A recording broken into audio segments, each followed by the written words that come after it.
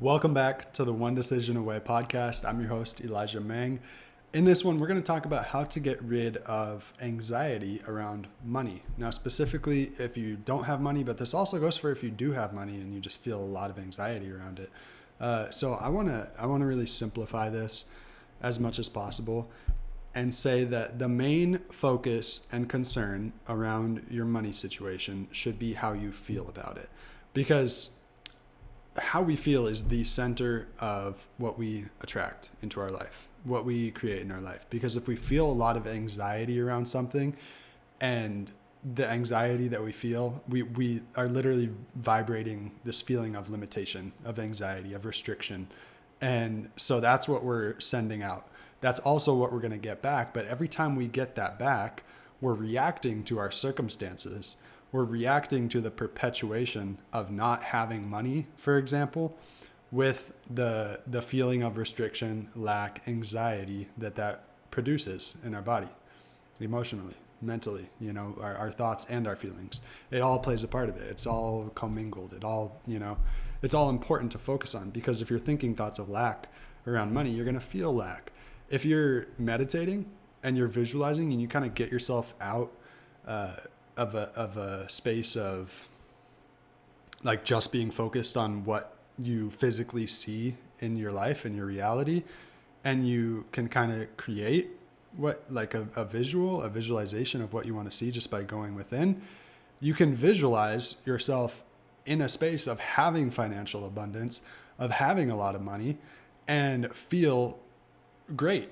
And you'll notice that it's very easy to feel great when you visualize that.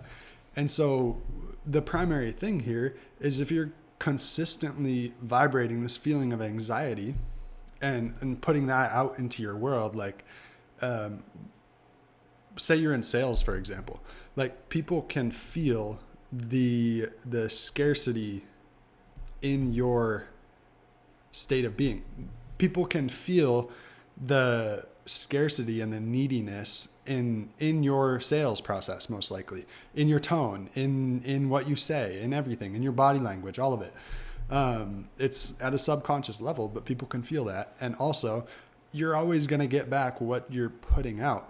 And so if you are not as attached to money, if you're not as attached to what you see physically in your world, and you're not reacting to that, then you're not perpetuating the emotional state of that anymore. So if you can basically disconnect yourself from the physical reality that you're looking at, say you've been struggling with money your whole life, disconnect yourself from emotionally and mentally from the physical reality that's in front of you, which is obviously the hardest part. And so, good ways to do this are recognizing, what is that money story that you grew up believing? Like, how did this actually start? Because, when you're born, you're like a fresh canvas pretty much. But by the time you're 7 years old, 95% of your subconscious mind is programmed. So your relationship with money is programmed by the time you're 7. Your relationship with how you view yourself is already programmed at that point. Your relationship with relationships, like how you think relationships are supposed to go, the love or attachment dynamic between relationships. Often you pick that up from your parents' relationship, right? Or the way that your mom or dad acts in a relationship with you. Just several influential factors that you pick these things up from. And so investigate, where did this money story come from? Where did all these thoughts and feelings around money being limited in your life come from? And when you really start to investigate this, you'll understand that there are fundamental stories that, if you look at the stories as the input, then it only makes sense that the output would be a lack of money. Like, for example, if you grew up believing that money is bad, that money ruins relationships, money ruins friendships, money, by making a lot of money, you're taking money from other people. And so by making money, you're basically implying that you don't care about other people. You don't care about, their well-being and how much they have, which all of these are not true. They're absolutely not true. Money, it doesn't have an objective meaning. When you get money, it really just magnifies what's already present within you as a person. Like if you're a greedy person and you make a lot of money, you're still going to be a greedy person. You're just going to be a greedy person with a lot of money.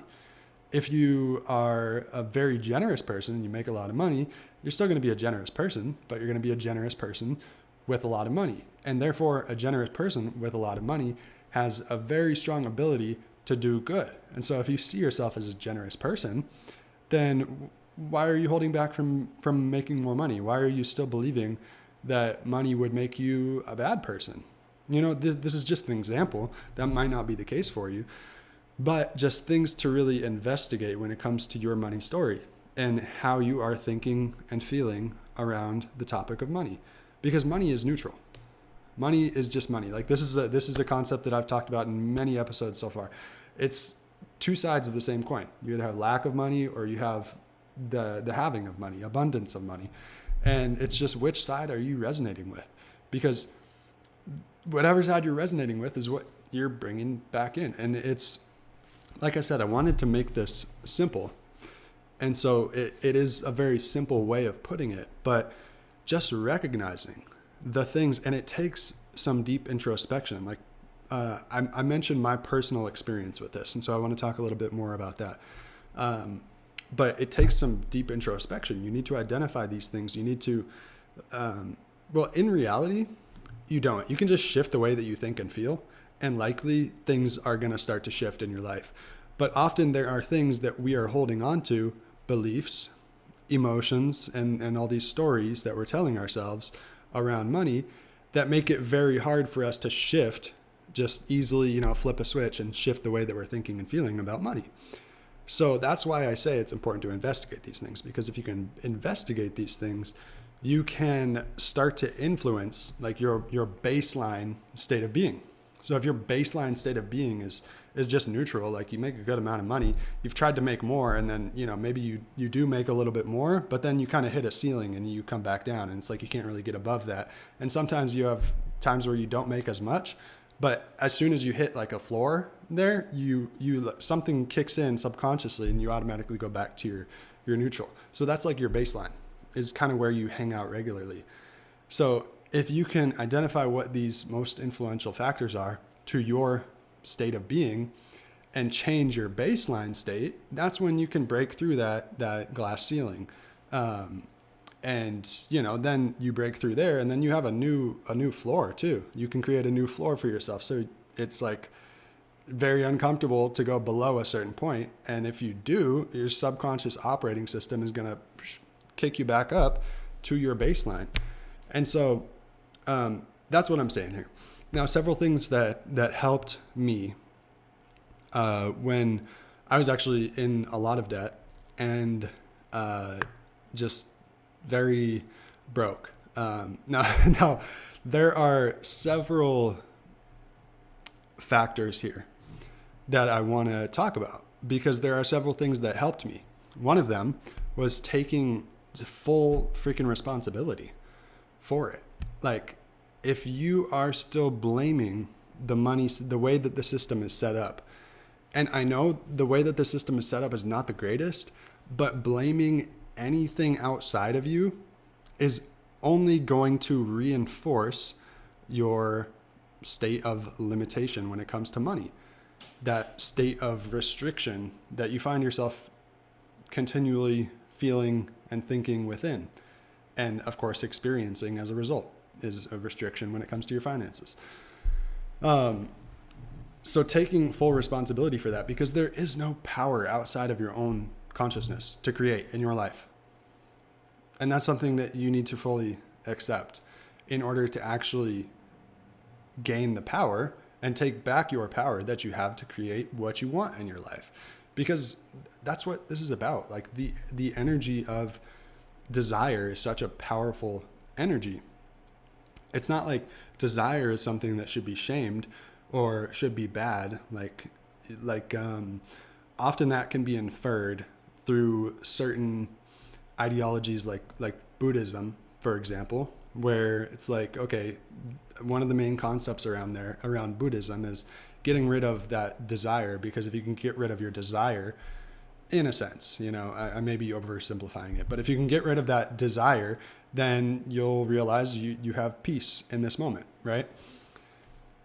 But your desire is so powerful. Like, desire is one of the foundations of expansion. Desire is one of the reasons that you're here.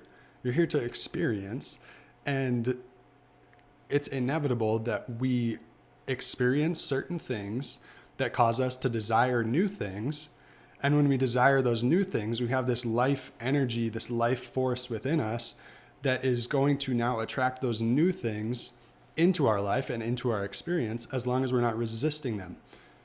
And so when we're being a victim, in a sense, by projecting power outside of ourselves on the system, the way it's set up, on our employer, on our job, you need to think beyond the bounds of those limitations. Think beyond your job. Like, if you're calling in a lot more money and you start to operate on like a higher vibrational frequency when it comes to your thoughts and your feelings and your relationship internally with money, then maybe you're going to lose your job. And at first you'll be like, oh shit. And then all of a sudden you get a new opportunity that pays you 2 times as much. So it's like, don't be attached to how it's going to happen, but basically identify where you're at in the process by how you feel, how you think and feel. That's your guidance system, is your emotions and your thoughts. Like, if you feel like shit, it's because you're just reinforcing and repeating stuff that is not true about you. So if you're feeling like shit, like just constantly loathing about not having money or whatever, or feeling self-pity around not having money, feeling like a victim, feeling like it's not your fault. And I'm not saying it's your fault. I'm not projecting blame onto you, but I'm saying take responsibility. Take full responsibility for your creative power. And so back to my experience, one thing there were several things that lined up in my life around that time that caused certain deep insecurities around money that I was still holding on to come up. And it was painful as fuck. Like, it was very painful because they came up and it was like extreme anxiety to the max. Like, I don't know how to explain it. Terrible. So uncomfortable. And, but I had to go through that. I had to experience this specific experience. I'm not going to share about it in detail, but this 100% will apply to your life as well. Just grasp the general context of what I'm saying here. This specific experience I had that triggered this deep insecurity within me, it forced me to face it. And through facing it, through feeling it, through processing it, I eventually got over the part of me that was like very, very resistant to the system of money. And this resistance within me to the system of money, I was not in a space of acceptance. I was in a space of resistance. And therefore my world was mirroring that. My world was reflecting this state of resistance that I was in when it comes to money. I was, it was reflecting debt. And there were a few things I did around this time. So that happened. And eventually, after I processed it more, which only took like a couple of days for me to like really go, okay, like, come on, man, it's time to take full responsibility for this. It's time to let go of the petty grievances that I'm holding on to and take responsibility. And so that kind of happened for me in the form of writing a letter to myself. It was just a way that I found very helpful in the moment to really like reconcile and reflect and pull myself together, align under a specific commitment. And that commitment also included the commitment to releasing the petty grievances and the shit that I was holding on to that was only restricting me, only limiting me. And this is the hardest part, is releasing those grievances, the self-pity, feeling bad for yourself. It's so hard to do, but it's so necessary You cannot continue to project blame onto anything outside of you and still allow abundance and allow the things that you want into your life. You have to let go of those grievances. You have to let go of that shit. And so when I wrote this letter to myself, it was kind of just like pulling myself together and like, all right, we're moving on to another level in this life. Like it's time to let this shit go. And another thing that I remember, geez, I wish I had my notebook that I wrote this in. I know I have it somewhere, but I wrote a few things that just were very powerful for me in the moment. And it was something along the lines of this. I can't quote it directly. If I can find it, I will drop it down in the comments. But it was something along the lines of like, if I am indebted, it's because I feel indebted to myself. Or if I am in debt, which I was in a lot of debt, if I am in debt, it's because I feel indebted within myself. I don't know, something like that. If I feel like I'm a victim, it's because I am victimizing myself. And it's just like these statements that I was writing and just really, really contemplating. And it helped me to just own more of that, to take ownership, like fully take more ownership over not just my emotional mental state, but also the reflection that I see in my life. I can't blame this on anybody else.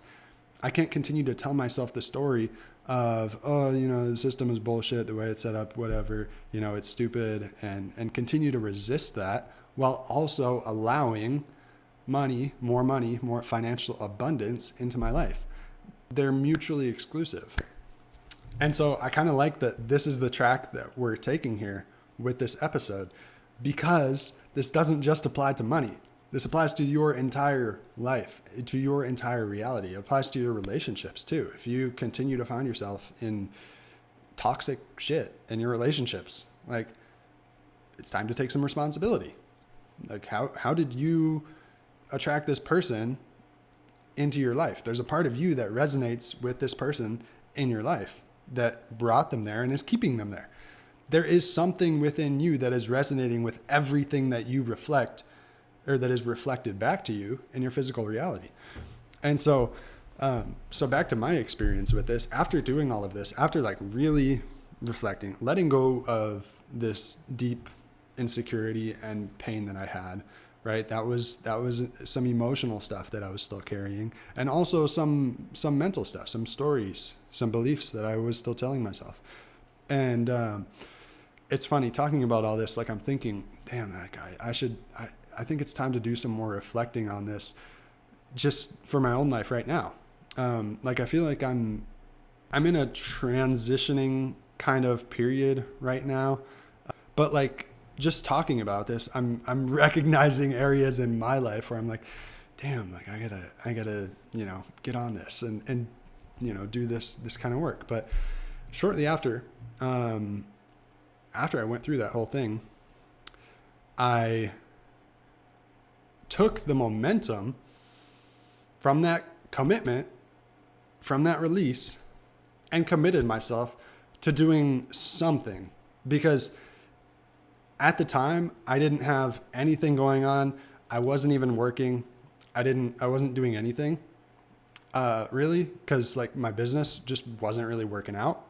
I just wasn't making money, but I was like committed to, I got to do my business. I don't want to do anything else that's going to distract me from my business. And then eventually when I got over all that shit, I was like, okay, we just need to let it go. And we just need to get something in place that helps support the feeling of abundance, because it can be really hard to feel yourself into an abundant state and maintain that state often, like all day, like all the time. If everything in you trying to maintain that state is fighting against a bunch of resistance. And what I mean by that is like there's nothing going on physically for you. That's what I mean. You're fighting against the physical reality you see in front of you of not having financial abundance whatsoever, but you're trying to convince yourself internally that you have it. You either have to be really good and practiced in your imagination and developing the faculties in your mind of mental concentration and thinking and feeling yourself into that state and visualizing it. Or it helps to have something in place that gives you a little bit of ease. And so for me, I started working, but I didn't I started working a lot. I went from 0 to 100 really quick.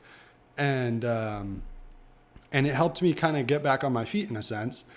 And then it was interesting how it played out because I was making some money and I was like, okay, I mean, realistically, at the rate that I'm making money now, it's going to take me quite a while to pay off my debt. But I knew, because I was developing the feelings, I knew that it wasn't going to take that long. I knew that it was going to happen faster. However, it ended up happening. Like, I don't know, maybe I get some clients in my coaching business and I can pay off all of this and it happens like that. I didn't know how, but all of this experience led me into a state, and my intention and releasing stuff led me into this space where I just knew, I had this deep feeling within me. I knew that it was not going to take long at all. And it did not take long at all. And I got rid of all the debt. And it was very quick, and it was very surprising how it happened. It was very interesting. And so that's the thing, is like, you have to focus on the end result that you're going for. The way that it's going to unfold is beyond you. Don't worry about it. Don't stress yourself out about figuring out how it's going to happen. Focus on and embody the mental, emotional state, the internal mental imagery of the end result being fulfilled now. Like in your visualization, in your meditation, as you're falling asleep at night, you're feeling yourself into that state of it already being done. And so it's about embodying a certain state of consciousness. It's not about climbing a ladder. That's how you can go about it in the physical sense, purely physical sense. But if you are connected to yourself spiritually, you know that there's so much more.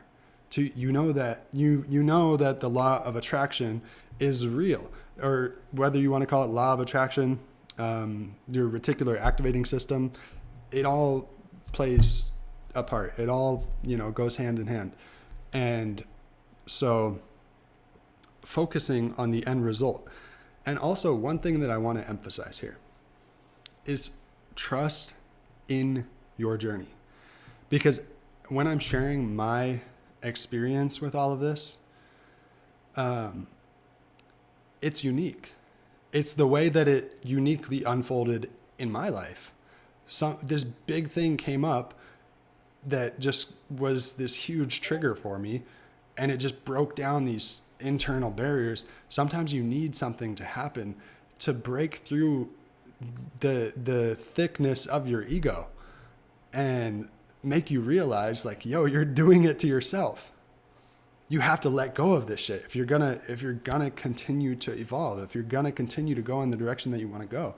And so trust in your own journey, because something like that, with intention, with clarity, with effort, put in effort into embodying the state, and you're doing what you can in that sense, something is going to happen. You're not alone. Like the bigger forces at play in life are with you. You just have to do your part as well. And so something is going to happen in your life. Life is constantly expanding. And if you're not resisting it, then you can step into a space of allowing it, and something will happen. So like for me, it was that big triggering event. And it may be something similar for you. However it ends up showing up in your life, whatever it is, but trust your process. Don't try to force it. Trust it, and focus on embodying the result that you want now.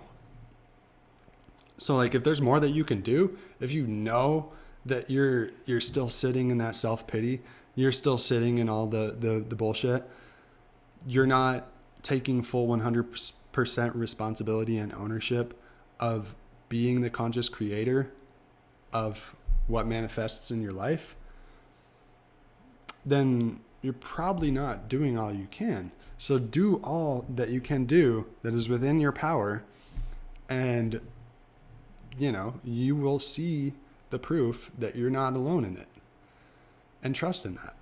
And it's a journey. And so that's why I say trust in your own process. Like all of this, I hope all of this is helpful, but trust in your own process too, and allow yourself to be open in that way where you're not forcing the idea upon yourself that you are in it alone either. Allow yourself to be open to help. And, that doesn't necessarily just mean like the help, this big triggering situation in my life was actually a very painful experience. It didn't look like help when I was going through it. It was like, I want to avoid this at all costs. I do not want to face this.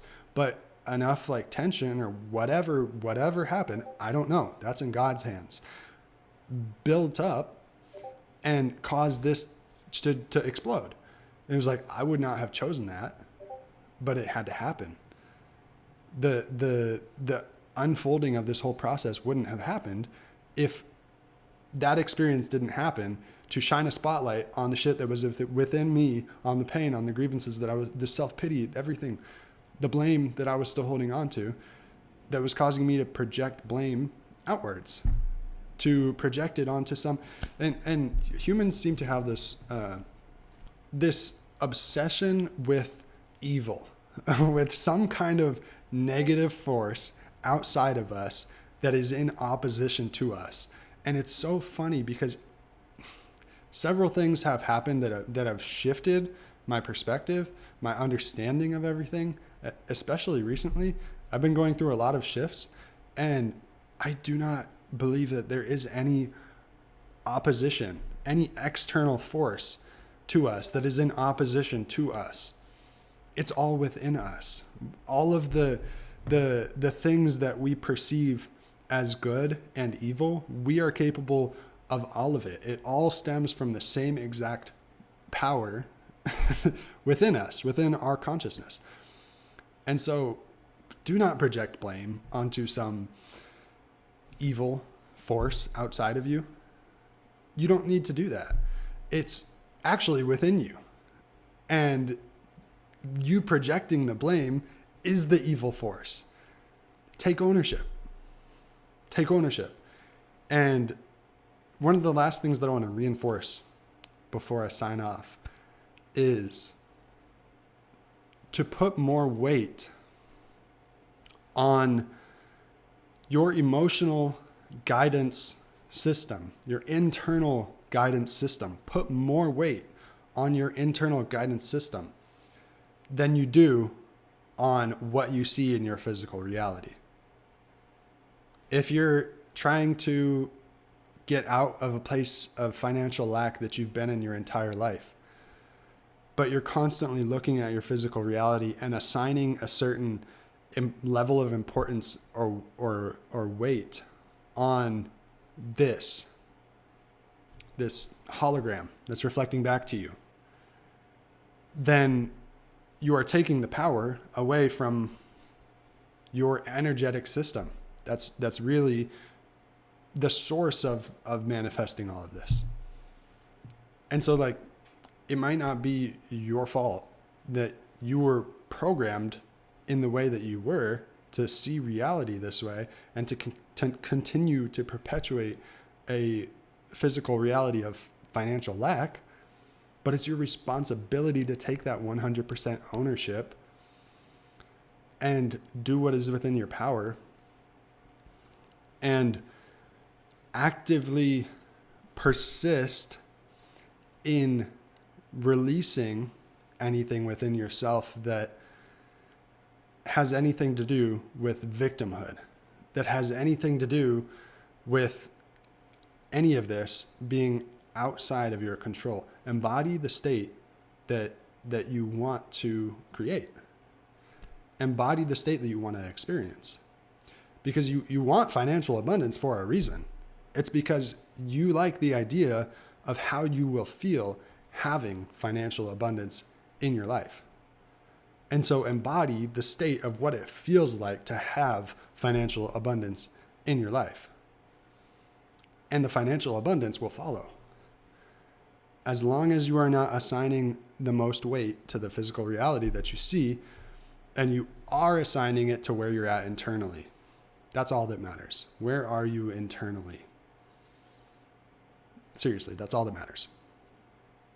Where are you internally?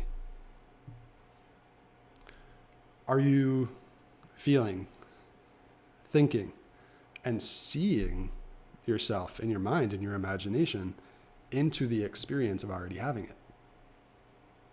That's how it will get accomplished. And it doesn't have to be like a super visual, imaginary event. It can be, and chances are it might be more powerful, but it's your feeling. It's how you feel. Having a super clear visual imaginary event, you may not be very good at visualizing like clear visual scenery. I feel like that's something that I've found myself struggling with a lot in my life when I try to visualize things. You may not be super good at that, but all that is really for is for familiarizing yourself with the reality of that experience being, or the reality of you being in that experience now, the reality of that experience being a reality for you right now. And therefore, through that visual experience, it reinforces the feeling. It's about the feeling though. It's the feeling. So use the tools that you can use to help you with that feeling. And you may have certain emotions that need to be released. I mean, we all do. We all do. And it'll help you to have more emotional balance. It'll help you have more emotional control over your emotional state. Because if you have a lot of stuff, again, those beliefs and stories and those emotions that you've accumulated that you're still holding on to, that are unprocessed, that are trapped, those are probably going to continue to pull at you in a certain way that takes you out of the driver's seat. It's like it'll subconsciously pull you back into the same patterns so you're more susceptible to getting triggered by certain things. You're more susceptible to these emotions coming up and steering your emotional state, if that makes sense. I don't know. Anyway, that's all. I'm going to end it here. I appreciate you. Drop a comment, like and subscribe. Let me know your thoughts, questions, feedback, anything in the comments. I appreciate you very much. Thank you for tuning in. You're only one decision away. Like, just decide to give up the victimhood. Decide to give that shit up. You don't need it. It's not serving you. It's hard. It's easy to continue to feel self-pity, to feel bad for yourself. And it's hard to give that up. But you got to give it up. You're only one decision away from that. So decide. Make the decision. Take responsibility. If you have any other questions, any other recommendations, anything like that you would like, drop it in the comments. And make sure you subscribe, like, share this with somebody who might also benefit from it. Appreciate you. See you in the next one. Peace.